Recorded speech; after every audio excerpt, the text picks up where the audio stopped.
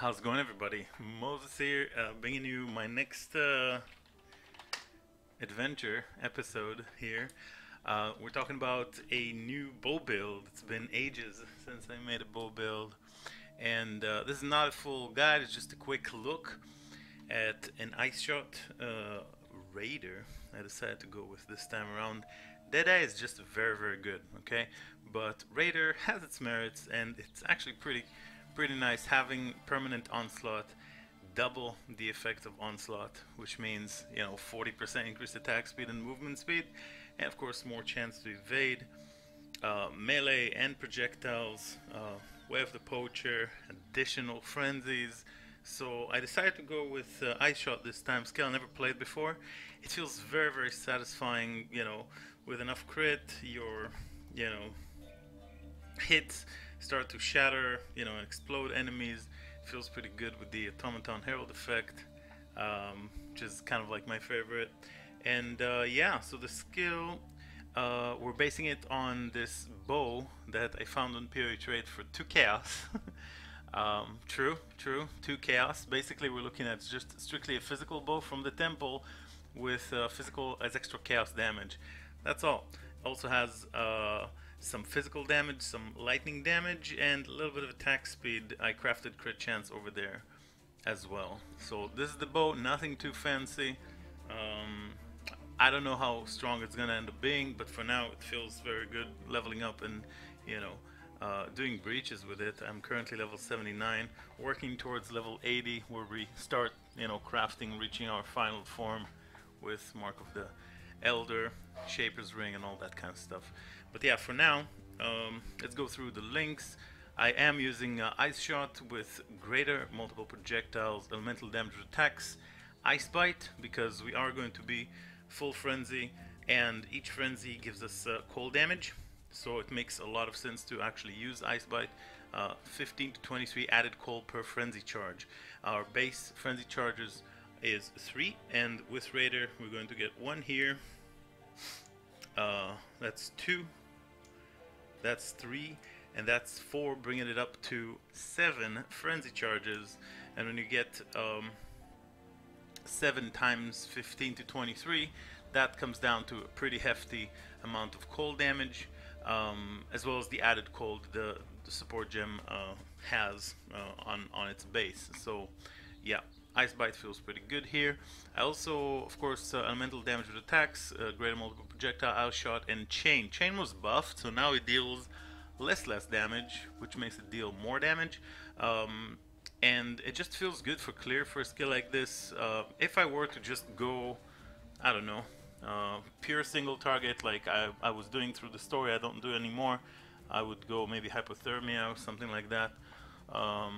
But Chain feels very good for clear, and I've been very happy with that. Managed to even Val myself one with 21, so 1% more damage with hits. Yeah. Over here, Mirage Archer as the last link because it's OP. It deals damage all the time and feels very good. For single target, I'm using Barrage because, Ice Shot itself is just not good enough, so you gotta have that pesky Barrage. And this is just a, added cold, cold pen, added cold, slower projectiles, mental damage attacks, and increased critical strike chance. I would use Ice Bite here for sure. It's just that getting it on a low reave is a pain. Getting 5 off colors on a low reave is kind of a pain. So increased critical strikes does work here.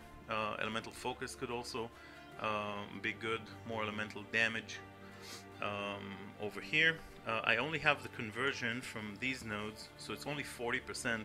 So our Barrage actually deals some physical damage, as you can see, but that's fine. Overall, of course, if we had a full conversion, it would be good. But just with the cold damages, making it just fine. Yeah, so this is the current setup. Perhaps I change it to Fizz to Lightning instead of increased crit. Perhaps, we'll see. Over here I got an Orb of Storms for power charge on crit, increased critical strikes and culling strike, feels pretty good. Over here, I got Cast Wind, Damage Taken, Immortal Call, and Frost Bomb. Frost Bomb continuously being cast. You just need it as level 1. I misclicked and it's now level 2, but it's irrelevant. Basically, it gives cold exposure that makes enemies take 25, increased cold damage, penetrating 25% resistances. This is just a leveling quiver that I have right now. Leveling rings, the hoop, some amulet that I had. I needed the intelligence, I guess, so it had intelligence with some cold damage life, nothing too insane over here. And again, a leveling helmet, leveling belt. Current flasks, still running a mana flask. I'll probably get rid of that once we set up all of our flasks. So just a serious promise and a diamond flask over here. And let's get into the gameplay. One thing to note, I did get into one jewel socket, and since we're running Hatred and Herald of Ice, I have a Watcher's Eye that gives us 2 critical strike chance while affected by Hatred. That 2 critical strike chance is added to to the bow, basically. So instead of 762, it's that plus 176, and then you get the rest of the increases in the multipliers and all that kind of stuff. So your actual crit chance with Ice Shot is 45% without power charges, and we have 3, so it's going to go around 65% or so. With Diamond Flask is going to be consistent enough for us to continuously crit. So 36, 45, that's 9% crit from this Watcher's Eye, and that basically allows us to not use increased critical strikes in our main setup, so that we can run Ice Shot, GMP, Ellie Damage, Ice Bite, and Chain, and Mirage Archer. Without it, I'll probably give up the Chain, and I'll get a blue socket and get increased critical strikes. So that is the important thing that I wanted to note. Now let's get in and kill some Ash monsters. We want to level up to 80. It's not really too fair. Everything gets destroyed. But yeah, what I want to show is, like, how nicely Chain is, that Mirage Archer. So we sometimes see arrows being directed to all sorts of funky directions. That's Chain at work. And sometimes when you have a rare monster or something like that, all you gotta do is simply barrage it to death. Because Barrage takes care of business, like this guy. Insta-dead. Oh yeah, power charges. So you gotta drop your Overstorms so that power charges will be a thing, otherwise you're losing on a lot of crit. I haven't checked. Assume it's something like 56.5 with yeah, almost 57%. 56.5 with yeah, our crit with just the Watcher's Eye. I guess, could have been higher with increased critical strike gem, but then we lose Chain, and Chain is so nice or clear, and I hardly even notice the difference at all. Everything gets destroyed, at least right now. Changes may happen. I never use POB, and I never POB those type of things. I kind of like do what I feel is going to work well, and so far I've only miserably failed in like 2 builds in the last couple of years I've been playing this game. So that feels just fine. Mirage Archer doing work, and Ice Shot is pretty satisfying skill. I can remove the Automaton Herald, so you can see just like regular Herald of Ice and hear the normal shattering sound of things being frozen. Yeah, dropping the Orbistorm definitely something I'm forgetting. I'm not really used to playing with bows.